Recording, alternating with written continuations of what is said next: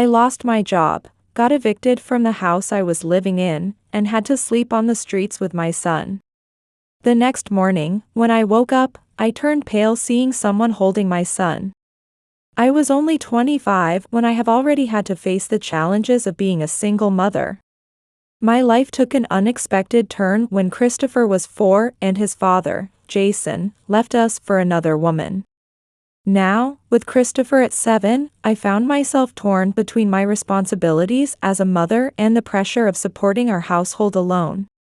I worked part-time at a small local art gallery. This job was a godsend, allowing me to maintain my passion for visual arts while providing the flexible hours I needed to care for Christopher. Every day, I'd wake up before the sun rose, the soft chime of my alarm blending with the first birdsongs outside our modest apartment kitchen. As I prepared breakfast, I'd mentally run through the day's schedule, making Christopher's favorite sandwiches, nutritious and diverse, just the way he liked them. My daily routine was a delicate balancing act. After dropping Christopher off at school, I'd head to the gallery to prepare exhibits and greet visitors. My afternoons were entirely devoted to Christopher, picking him up from school, helping with extracurricular activities and homework, and preparing healthy meals. Despite our tough circumstances, it was crucial to me that Christopher felt loved and secure. I wanted him to know that even without his father, he was deeply loved and cherished. In the quiet evenings, after Christopher had drifted off to sleep, I'd sit in our tiny kitchen, watching my coffee grow cold. These moments of reflection often led me back to my memories of meeting Jason at art school.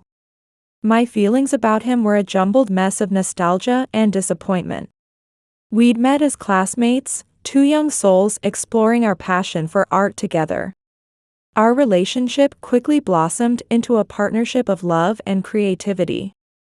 Those days now felt like a distant memory, faded like a once vibrant painting left too long in the sun. Sitting at the kitchen table, I'd relive the sacrifices I'd made for Jason, each one seeming bigger than the last.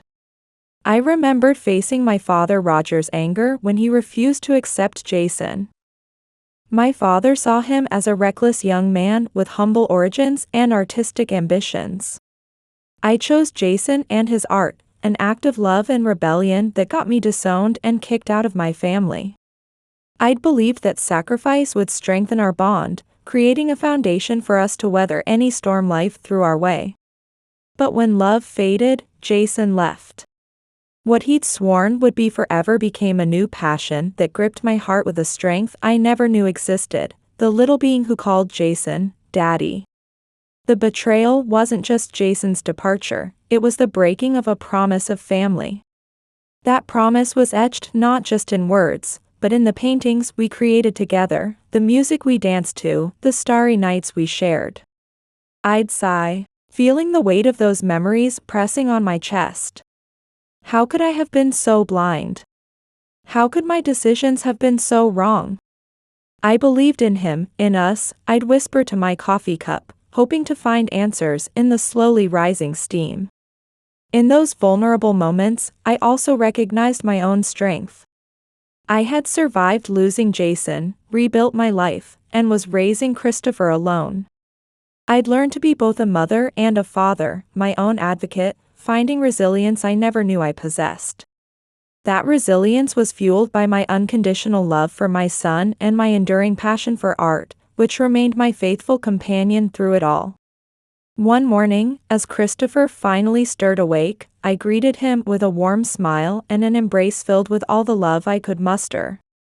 I carefully chose his clothes to match the weather outside, always making sure he looked presentable and felt comfortable. "Good morning, my little artist," I said affectionately, watching him rub his eyes and smile back at me. Despite the hardships and fatigue, that moment of exchanging smiles in the morning was like a jolt of electricity, recharging my batteries for the day ahead. As we walked to school, Christopher and I chatted about his plans for the day, the little adventures he wanted to experience, and the pictures he longed to draw. I showed genuine interest in every detail of his school life, constantly encouraging him. I knew these conversations were the foundation of our life together, a way for Christopher to feel valued and loved. After dropping Christopher off at school, I headed to the gallery, my workplace that, while not high-paying, was crucial for maintaining a flexible routine that allowed me to always be there for my son. Every penny I earned was carefully managed, stretched to cover rent for our small apartment and basic necessities. More often than not, I sacrificed my own needs to ensure Christopher had everything he required. My own wardrobe choices were always the most economical, while for Christopher, I spared no effort in finding quality, comfortable, and durable items. After a long day at work, I'd come home and dedicate time to helping Christopher with his homework. Sitting at the kitchen table, surrounded by notebooks and textbooks, I'd explain math problems, read stories, and discuss science lessons. Even when exhausted, my face always reflected patience and kindness. Dinner was a special time. I insisted on preparing healthy, delicious meals to ensure Christopher had a balanced diet. Before bed, Christopher and I would share stories or create adventures, imagining universes to explore together. These moments weren't just pastimes, they were my way of strengthening our bond, supporting each other despite our difficult circumstances. Christopher and I lived on limited resources, a far cry from the life I had known as a child. One day, during lunch, I vividly remembered family dinners at my parents' large house. The menu never repeated, and the quality of ingredients was always top-notch. My father, a respected doctor, made sure the table lacked nothing, while my mother always prepared new dishes. Everything is so different now, I mused, feeling a mix of nostalgia and a twinge of resentment for the life I had lost.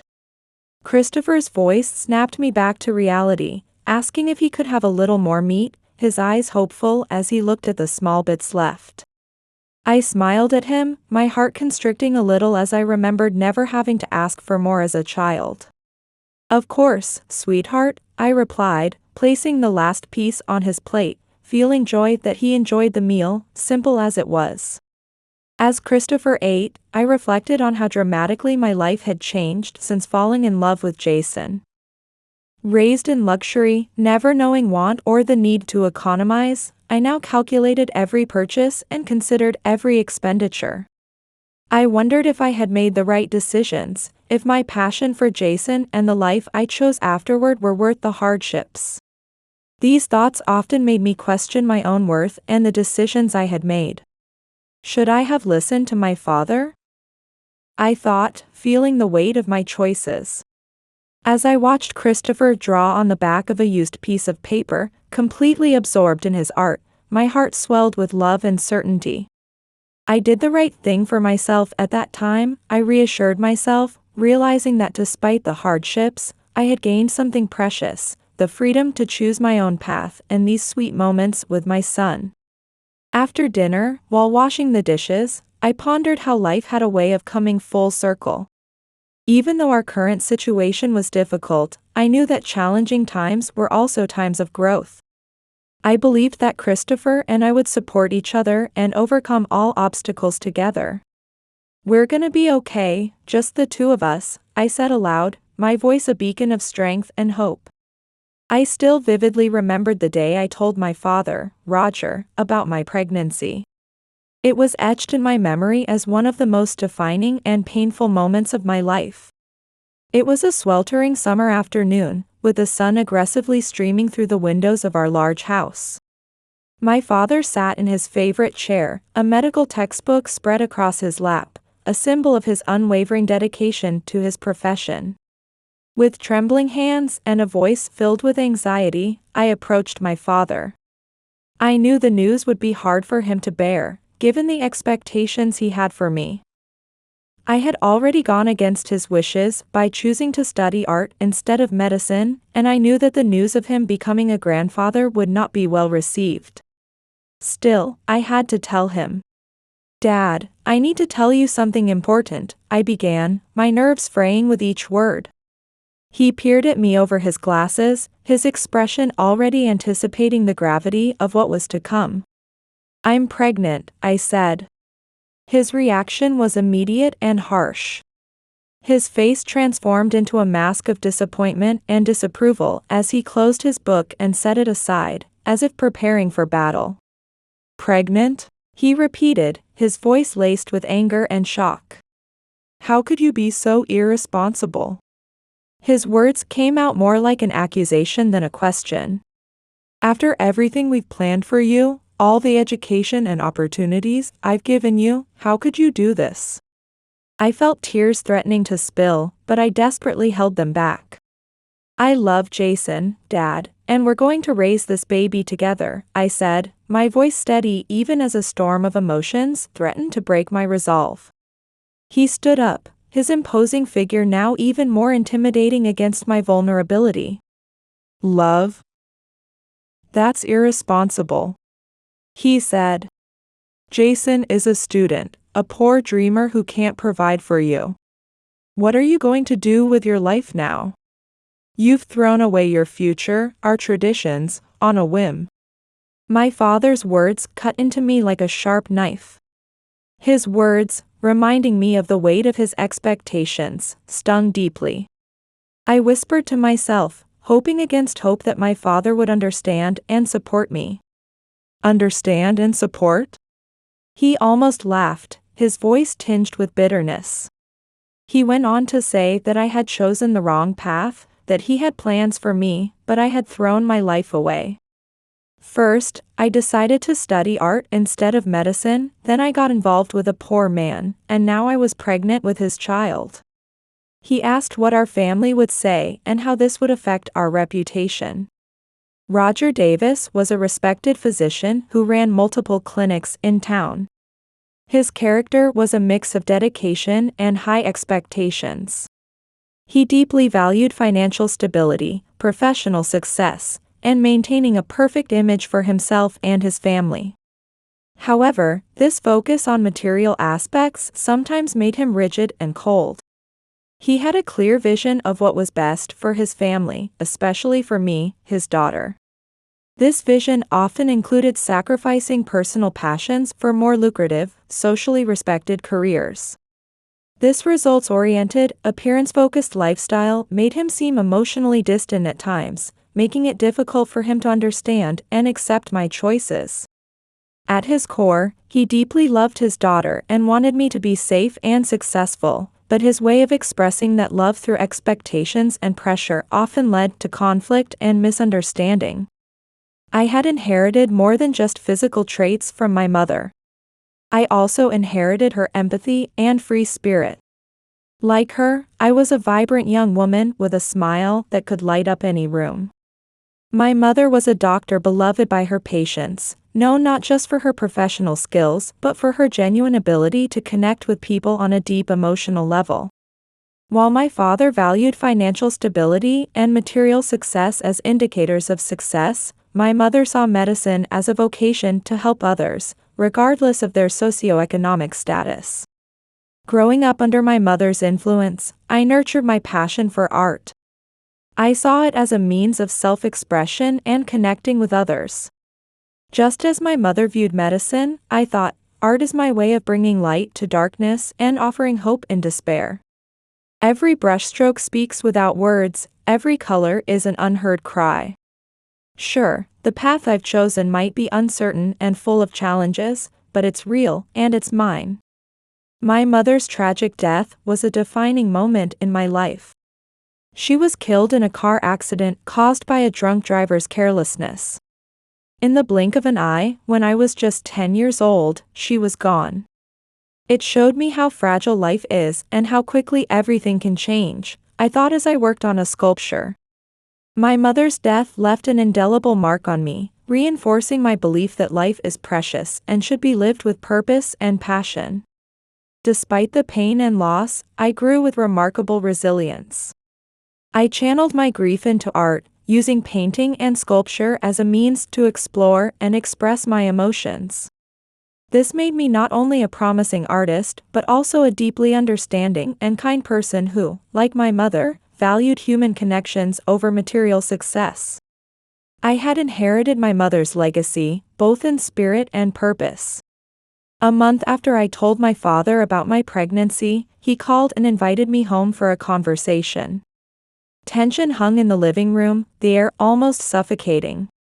He stood there, staring at me, his face a mix of frustration and despair. I struggled to contain my emotions, wondering how to handle this situation that was about to change our relationship forever. With his strong, authoritative voice, he broke the silence that had fallen between us. He reminded me of all the opportunities he'd given me, opportunities he never had himself. He spoke of investing in my education and planning my future as a doctor, all to ensure I'd have a better, more stable life. He couldn't bear to see all that wasted on what he called reckless behavior and a fleeting romance with someone who couldn't provide for me. Taking a deep breath, he continued, laying out his ultimatum. He was willing to help raise the child, but on one condition. I had to give up Jason and enroll in medical school. If I refused and continued my relationship with Jason, he'd have no choice but to cut me out of the inheritance. I'd lose all financial support and rights to the family estate. Each of my father's words felt like a blow, and I understood that his threat was real and the consequences would be devastating. Tears welled up in my eyes, but my voice remained resolute. I told him that while I respected and would be eternally grateful for everything he'd done for me, I couldn't give up the person I loved or the life I'd chosen for myself. I declared that Jason and I would start a family, with or without his support. My father stared at me in disbelief, clearly having expected the threat of disinheritance to be enough to make me reconsider and return to what he considered a safe and proper path. He asked if I was really willing to sacrifice everything he could offer for a life of hardship and uncertainty. He questioned whether I was ready to sacrifice my future and my child's future for what he saw as a whim. "It's not a whim, Dad," I replied, my voice strong, reflecting both my pain and my determination. I wanted him to understand that this was my life, and these were the people and things that made me happy. I assured him that Jason and I would cherish our child and do whatever was necessary to have a good life. Our conversation had reached an impasse that couldn't be bridged. My father, a mix of anger and disappointment etched on his face, realized he had nothing left to say that would change my mind. "Well, then you've made your choice," he said, his voice filled with resignation. His final words hit me hard. "From now on, you're on your own. You no longer have a family here." Despite the emotional impact of my father's last words, I felt a strange sense of freedom. With a heavy heart, I gathered a few of my belongings and said goodbye to the only home I'd ever known, and prepared to walk out the front door. Ready to face the world with Jason, all I had was my courage and love for my new, small family. As I left my family behind, Jason and I began our new life together. It was a fresh start in a small, modestly furnished apartment, free from the expectations and pressures of my family. Jason took my hand, trying to instill confidence with his touch.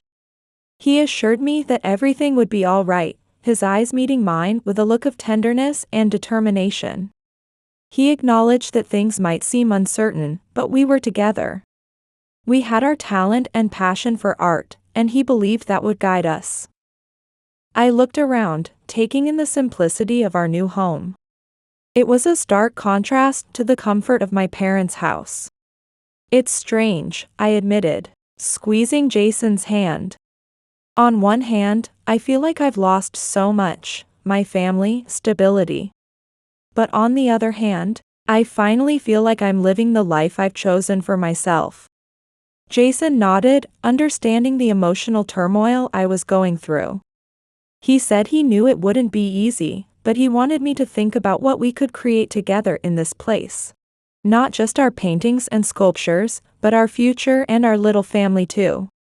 "That's wonderful," I said, a smile spreading across my face. I told him that through our art, we could show the world our thoughts and feelings. And maybe, just maybe, we could show my father how fulfilling this path could be. Jason agreed, his excitement building.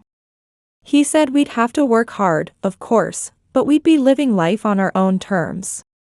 We'd create important art that would speak to our audience and make a difference. Inspired by Jason's words and the idea of creating a future together, I tugged at his arm. I suggested we start transforming this place, hanging our work on the walls and filling the space with color and life. We could make this apartment more than just a house. We could make it a reflection of who we were. We began planning how to decorate the apartment. Discussions about where to place paintings and which curtains to choose were steps towards our shared life. Christopher's birth was a magical moment. I held my newborn son Christopher for the first time, gazing at his tiny form making small cries with tired post-labor eyes. In my arms, a mix of awe and a touch of fear filled my heart as I felt the weight of this new role. The responsibility felt heavy, almost overwhelming, but at the same time, a wave of love washed over me so strongly that I nearly cried. "He's perfect," I whispered. Jason, too, wrapped his arms around me, a picture of joy and exhaustion, as we both marveled at the little being we had created together. With eyes glistening with tears, Jason gently kissed my forehead, then Christopher's. He told me Christopher was amazing and that I had been amazing too. Our first night as parents was a blend of constant wakefulness and wonder. We checked on Christopher at every little sound he made. Despite my exhaustion from the delivery, every time I looked at my son, every time his tiny fist wrapped around my finger, I felt that life had irrevocably changed and that our challenges were just beginning. Jason whispered, wondering how we were going to manage parenthood, especially considering our limited financial situation. In that moment of joy, the reality of our finances intruded. Ever the optimist, Jason squeezed my hand tightly. He assured me we'd find a way, just like we always had. We'd get through this together and raise Christopher the best way we could. There might be sacrifices, things might get a bit tough, but we'd make sure he had what he needed. We'd make sure he grew up knowing he was loved. I found comfort in his words and Jason's ever-present love, and I resolved to be a good mother, a constant support that Christopher could always rely on. I knew the challenges would be many, but looking at my son's peaceful sleeping face, I felt an indomitable resolve. In my heart, I promised him, no matter what, I'll make sure you get a good start. With that vow, I felt a new strength and purpose. Despite our financial struggles, Jason and I had created a happy family in our small apartment. Our home was always filled with laughter and art projects, with Christopher bringing us immense joy every day.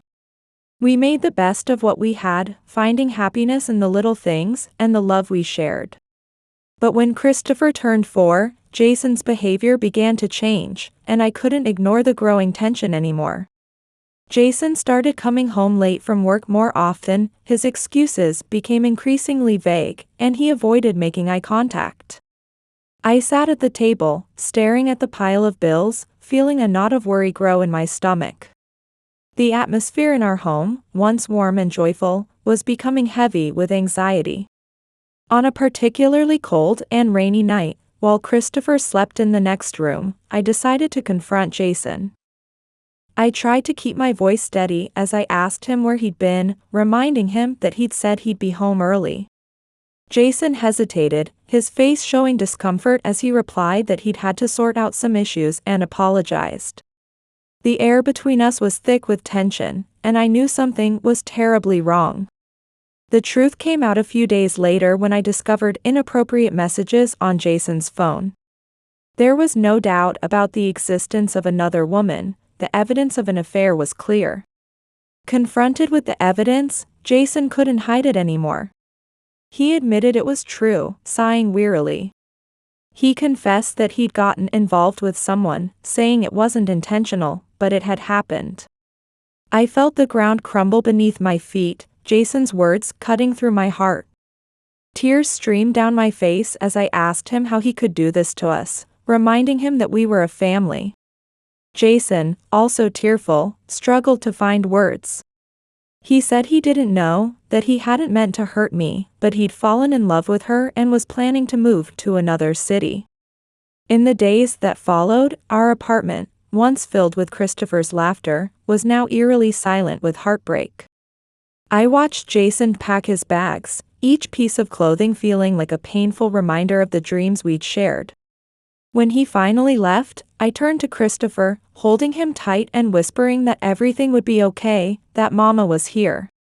3 years had passed, but the pain was still there. It hurt to remember being abandoned and left alone by the man for whom I'd sacrificed so much. I faced each day's challenges with the resilience I'd built over the years, but one day, an unexpected adversity struck. The art gallery where I worked suddenly closed its doors. That gallery had been more than just my livelihood, it was my emotional sanctuary. The news hit me like a ton of bricks. The owner, struggling with declining sales and rising rent, had no choice but to shut down. Just like that, I was out of a job and without a steady income. I had some savings, enough to cover rent and basic living expenses for a few months, but as time wore on and no new job materialized, my nest egg dwindled. I tried my best to cut costs, but the expenses of caring for Christopher and maintaining our home outpaced my efforts to economize. Eventually, the rent payments started piling up, and I couldn't avoid the harsh reality any longer. One cold morning, I found an eviction notice taped to our apartment door. My hands trembled as I read it, confirming my worst fears and filling me with a mix of despair and determination. The landlord had been understanding to a point, but with 5 months of unpaid rent and no prospects for payment, he'd reached his limit. I knew I had to act fast. Looking at Christopher playing in the yard, blissfully unaware of the adult problems we faced, I whispered, "We're not going down without a fight. My sweet boy." I picked up the phone and started calling friends, acquaintances, anyone who might be able to help. I explained my situation, begging for work, anything at all. The responses varied, but while many expressed sympathy, concrete solutions were scarce. I was disappointed but not defeated. Unfortunately, help didn't come, and I had no choice but to leave the apartment with my son. The landlord, having reached the end of his patience with the unpaid rent, was unyielding. He told me, regretfully but firmly, that we had to be out by the end of the day and that he couldn't allow any further delays. With nowhere else to go, Christopher and I found temporary refuge on a park bench in town. Carrying just a few bags, I sat on the cold bench, holding Christopher tightly. The town around us was quiet, with only the occasional sound of a passing car or a distant barking dog breaking the night's stillness. Amidst it all, I held on to a mix of anxiety about the future and determination in my heart. I hugged Christopher close, trying to shield him from the growing chill. "Christopher, sometimes things get a little complicated, and we face big adventures," I said, trying to keep my voice calm and reassuring despite my fear. "Remember the stories we tell before bedtime? We're going to be okay. We're just going on a little adventure together." When Christopher finally fell asleep, wrapped in my old coat, I allowed myself to cry quietly. The harsh reality of our situation washed over me like waves, and worry for my son's future gnawed at my heart. I'd called friends and acquaintances for help, but all I got were empty condolences and vague promises that things might get better, no concrete assistance. Looking up at the starry sky, I contemplated how far we'd fallen. "I've got to be strong," I told myself, wiping away tears and trying to calm my nerves. Life had brought many changes, but I never imagined I'd end up sleeping on the streets. As the night wore on, I stayed awake, watching over my child sleeping peacefully in my arms, playing the role of guardian. I knew morning would bring new challenges, and I had to be prepared. Deep down, I hoped that somehow our situation would improve. "I'll find a way," I whispered to my sleeping son. "I'll find a way for us." My determination grew stronger with each of Christopher's breaths. Exhausted, I finally drifted off to sleep. When the morning sun hit my face, I woke up feeling a chill that seeped into my bones. I let Christopher sleep a little longer, trying to gather strength for another uncertain day as my eyes adjusted to the morning light. Suddenly, I realized Christopher wasn't next to me, and panic set in. My heart raced as I jumped up, frantically looking around. That's when I saw a man holding Christopher a few meters away. My first reaction was fear, but I quickly recognized the man as my father, Roger, and my body trembled at the sight of him. After all these years, his face was contorted with pain and surprise. Time seemed to stand still as I stared at the man who had sworn never to help me again. My father, sensing I was awake, slowly approached, still holding Christopher. My voice choked with emotion as I spoke. I didn't know. I didn't think things had gotten this bad, I said. Shocked and anxious, I stared at my father, unsure how to react. This man looked so different from the authoritarian father who had kicked Christopher and me out of his life. Tears welled up in my eyes as I struggled to find words. Dad, I began, but the weight of the situation overwhelmed me. He stepped forward and gently set Christopher down. My child clung to my legs. My father looked at me with eyes full of deep sorrow. He said this situation should never have happened and that seeing us like this was breaking his heart. He admitted he was wrong, repeating it as tears freely flowed down his face. As I listened to my father's words, I felt a complex mix of relief and resentment, but above all, a cautious hope began to bloom in my heart. My voice trembling, I pulled Christopher closer and told my father that we really needed help. My father showed his determination to do whatever was necessary, telling us to come home. With a firmness I hadn't heard in years when discussing matters of the heart, he promised to solve our problems and ensure this would never happen again. Looking at him while holding Christopher, I felt that for the first time since leaving my father's house, there might be a real possibility of healing and rebuilding for our little family. As I entered my father's spacious living room, it felt like returning to a world I'd left behind long ago. The elegant furniture and art-adorned walls stood in stark contrast to the park where Christopher and I had spent the night.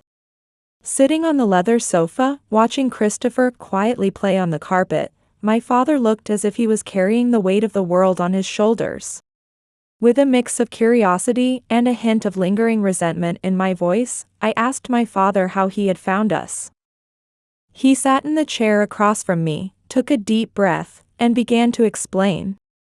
He asked if I remembered Mr. Brown, then told me how Mr. Brown had been walking down the street last night, spotted us, and immediately called him. He paused for a moment, running his hand through his gray hair, visibly moved by the memory.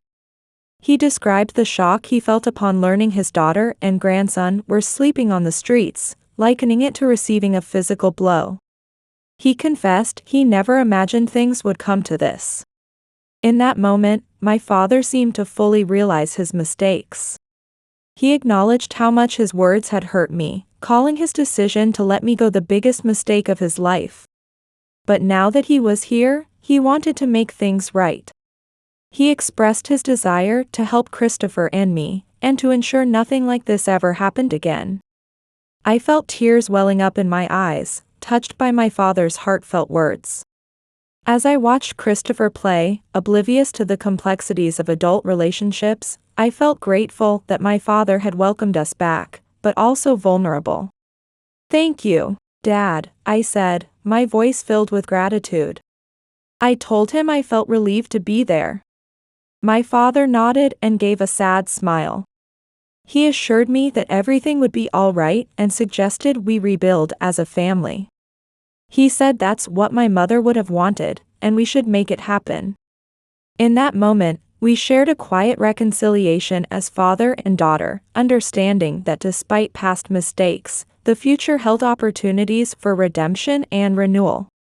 The next morning, after arriving at my father's house, I watched Christopher explore the spacious yard, running around with the energy only a 7-year-old can possess. My father had dug out an old toy train set I used to play with as a child and was showing Christopher how to assemble it. This scene was new to me, a stark contrast to the unstable months we'd just been through. I felt both relief and apprehension at the fact that the father who had once coldly rejected me was now opening his heart and home to us. Christopher, unaware of the past tensions, quickly accepted his grandfather's presence and within days was calling him Grandpa with a tone of respect and affection. My father seemed rejuvenated by his grandson's presence, and frequent laughter echoed through the house that had been quiet for so long. One afternoon, as my father and I watched Christopher play in the garden, I remarked that Christopher adored him. My father looked at me, a soft glimmer in his eyes. He said Christopher was a wonderful boy and expressed his deep regret for everything I had lost, but assured me he intended to make up for lost time. My adjustment was more complicated. While I felt relieved to have a roof over our heads and to see Christopher so happy, I was also grappling with past memories and the feeling of dependence on my father. Still, watching Christopher and my father's relationship develop helped soothe some of the old wounds. One night, after Christopher had gone to bed, I confessed to my father how strange it felt to be back. I admitted that seeing Christopher so happy here made it all seem worthwhile, acknowledging that he needed this stability. My father nodded, understanding my feelings for my son. He acknowledged that it wasn't easy, thanked me for giving them a chance to make things work, and assured me that this house was as much ours as it was his. As time passed, my father's house began to feel like home to me again. Seeing Christopher accept my father as his grandfather, and watching my father wholeheartedly embrace that role, brought a new peace to my heart. I began to relax, my breathing easing as I recognized that life, though sometimes a winding road, always leads to new beginnings. Christopher burst into the house after a day of play, hugging us both, his face beaming with joy. He tugged on my father's hand, asking if they could go paint together. I watched them walk away, a smile playing on my lips. I marveled at life's resilience and surprises, grateful for our safe haven and the newfound love that filled it. I started working at my father's clinic, managing the art therapy section for patients. As I gradually settled into the new routine, I found a new purpose there. On a crisp autumn morning, walking down the clinic's hallway, I felt a mix of nervousness and excitement. My father had renovated an underused wing of the building into an art therapy space and asked me to lead the project. As I carefully organized materials on the newly painted shelves, my father expressed how impressed he was with what I'd accomplished there.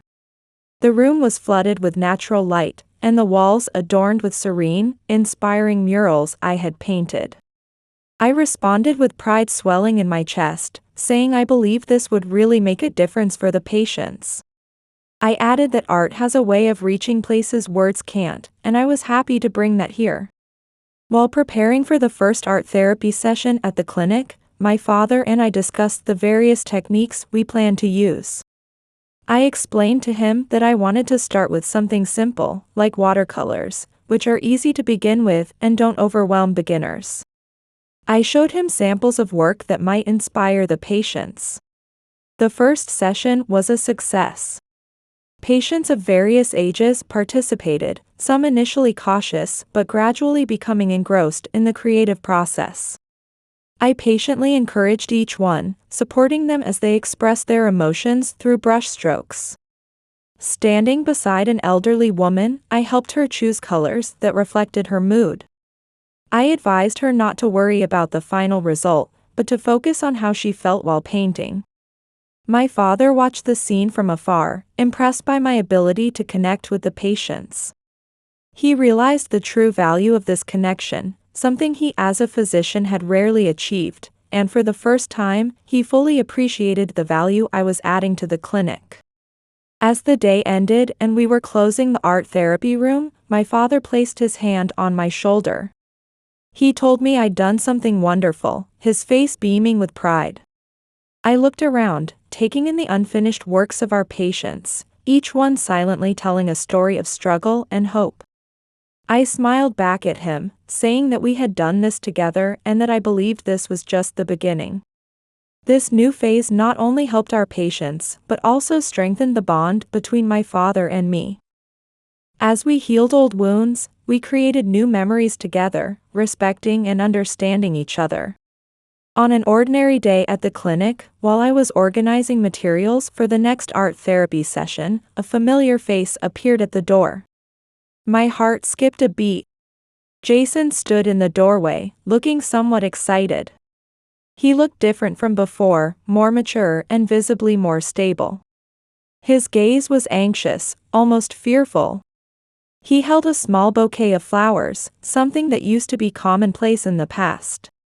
Jason gently asked if we could talk, taking a step forward to enter. I nodded, feeling a mix of surprise and caution. I led Jason to a small break room where we could talk without interruption. I asked him what was going on, trying to keep my voice neutral. Jason took a deep breath, clearly nervous, and seemed to be searching for the right words. He said he'd been thinking about everything, about how he'd abandoned me, and how wrong he'd been. He apologized and expressed his desire to be part of Christopher's life, if I would allow it. He looked straight into my eyes as he spoke. In the silence that followed, I felt a storm of emotions inside me. Part of me wanted to unleash years of pain and frustration on him, but another part recognized the sincerity in his eyes. I appreciated Jason coming here to say that, but I hesitated, carefully choosing my words. I told him there was no us anymore, that I couldn't forget how he left us for someone else. Jason looked shocked, but not surprised.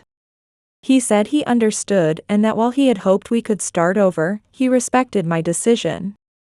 He just wanted to be part of our son's life, to be a better father, one Christopher could be proud of. I studied Jason, considering the sincerity of his words and the impact of this decision. Finally, I told him clearly that I would think about his proposal, that Christopher was my priority and I'd do what was best for him. Jason nodded, grateful for at least the chance to make amends as a father. He thanked me sincerely before standing up and leaving. As I watched him go, I felt a mix of relief and anxiety about the future. I knew Jason's proposal might be a positive step towards him re-entering our lives, but I also knew the road ahead would be complicated. After much thought that night, I decided it was time to give Jason a chance to reconnect with Christopher. On a sunny Saturday morning, the park was bustling with children running around and parents chatting while watching their kids play. Christopher and I arrived early, finding a bench in the shade of a large tree. I sat on the bench, watching Christopher start a game of ball with some nearby children. My heart felt heavy with the weight of my decision, but I knew it was best for Christopher. I saw Jason approaching, noticing the anxiety on his face. Jason sat next to me, maintaining a respectful distance as we watched Christopher play. A sad smile played on his lips. Jason broke the silence, commenting on how much Christopher had grown. I nodded, keeping my eyes on Christopher as I acknowledged that everything was moving slowly, but I was grateful he was here. Calmly, I told Jason that it was important for Christopher to have contact with his father, but we needed to take things slowly. I wanted to make sure his presence would be positive for Christopher. Jason looked at me, his eyes showing gratitude and a hint of pain. He said he understood and respected my terms, that he just wanted to be part of Christopher's life and become someone his son could be proud of. Our conversation was interrupted when Christopher came running over with a ball in his hands. His voice was full of excitement as he asked if he could show his dad how to kick the ball hard. Despite the ache in my chest, I smiled at Christopher and nodded. I told him of course he could, calling him my dear child. Jason stood up and guided Christopher to a more open area of the park. I watched them carefully, seeing Christopher run around laughing. I pondered my decision. Allowing Jason back into Christopher's life wasn't easy, but seeing the pure joy on my son's face as he shared time with his father, I thought this might really work out. I allowed myself a moment of cautious hope. On the night of Christopher's school art exhibition, the classroom buzzed with the voices of proud parents and teachers. I was there with my father Roger and my ex-husband Jason. We shared smiles that spoke of unspoken forgiveness and rebuilt love. As I watched Christopher eagerly explain the inspiration behind his paintings to the audience, I felt a wave of gratitude wash over me. It was clear that Jason had become actively involved in Christopher's life, not just a presence, but a real support for our child's growth. Jason's voice was filled with genuine emotion as he remarked on how wonderful it was to see how much Christopher had grown, not just as an artist, but as a person. He expressed how truly grateful he was to be involved. I murmured, almost to myself, about how interesting it was how life works. I noted that sometimes you have to go through the storm to really appreciate the sunlight. My father, who had been listening, put a comforting arm around my shoulder. He agreed, adding that second chances aren't given to everyone, and when they come, you have to grab them with both hands. Amid Christopher's joy and the supportive presence of my father and Jason, I felt a true sense of peace. I knew life would still have its ups and downs, but now I had a network of family support, and I felt confident in facing any challenges the future might bring. Thank you for tuning into our story today. If you enjoyed this tale, please consider giving it a thumbs up and subscribing to our channel. Your support helps us continue sharing wonderful stories like this one every day. Don't miss our next amazing story, which is already queued up for you. We truly appreciate your support and engagement. Until next time, take care and keep listening.